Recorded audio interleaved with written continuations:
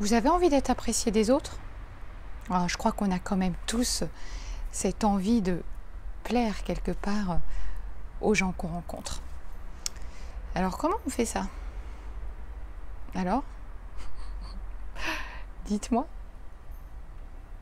La réponse dans quelques instants. Mais avant, je vous invite à liker cette vidéo, à la partager, à aller télécharger un petit cadeau en dessous de la vidéo.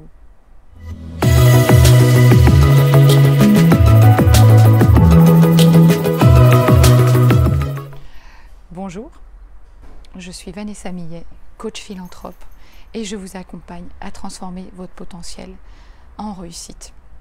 Alors, vous avez la réponse?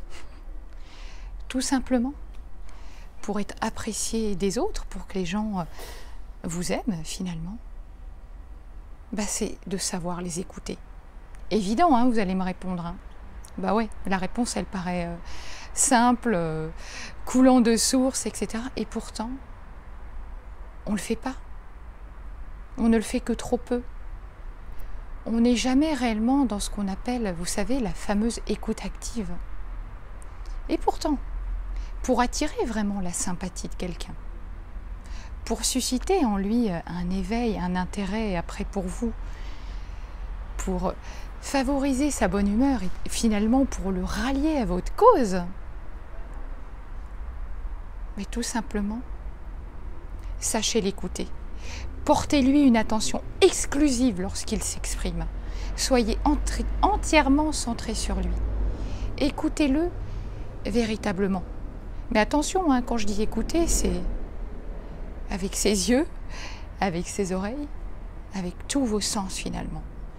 Soyez vraiment focalisés sur ce que l'autre vous raconte. Vous savez, on a tous et toutes envie de parler de nous. Alors, l'écoute active, qu'est-ce que c'est?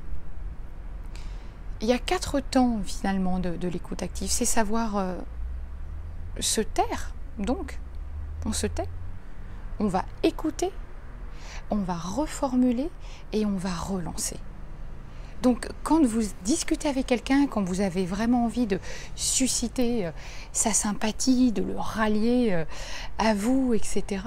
Et peut-être parce que en échange, vous avez peut-être quelque chose à lui vendre ou un service à lui proposer, etc.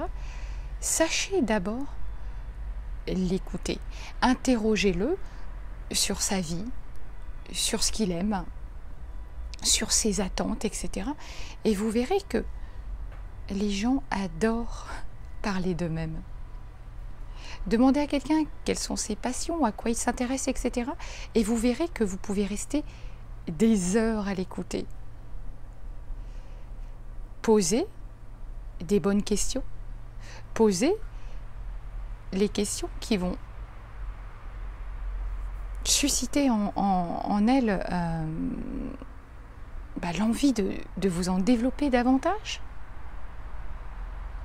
Et soyez vraiment avec la personne. Ça, c'est très très important. Et vous verrez que la personne se rappellera de vous.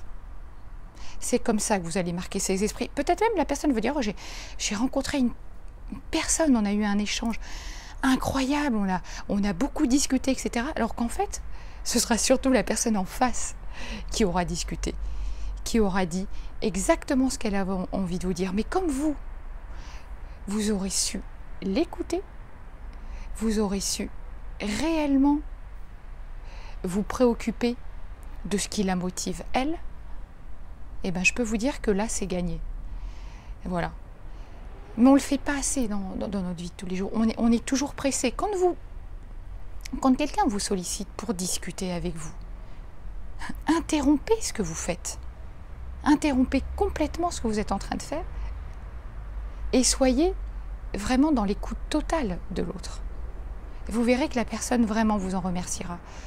Et elle va se dire, ah, cette personne, elle a interrompu tout ce qu'elle faisait pour m'écouter, être dans l'échange avec moi. Donc encore une fois, hein, ça paraît super évident. On se dit, oh bah oui, écoutez, bien sûr, écoutez. Est-ce que vous le faites vraiment? Posez-vous la question. On ne le fait pas assez. Alors je vous encourage vivement à développer l'écoute active parce que croyez-moi, je peux vous garantir c'est sûr, c'est certain, carrément, oui. Vous allez vraiment améliorer vos relations comme ça. Voilà, je vous souhaite une très bonne journée. À bientôt, merci.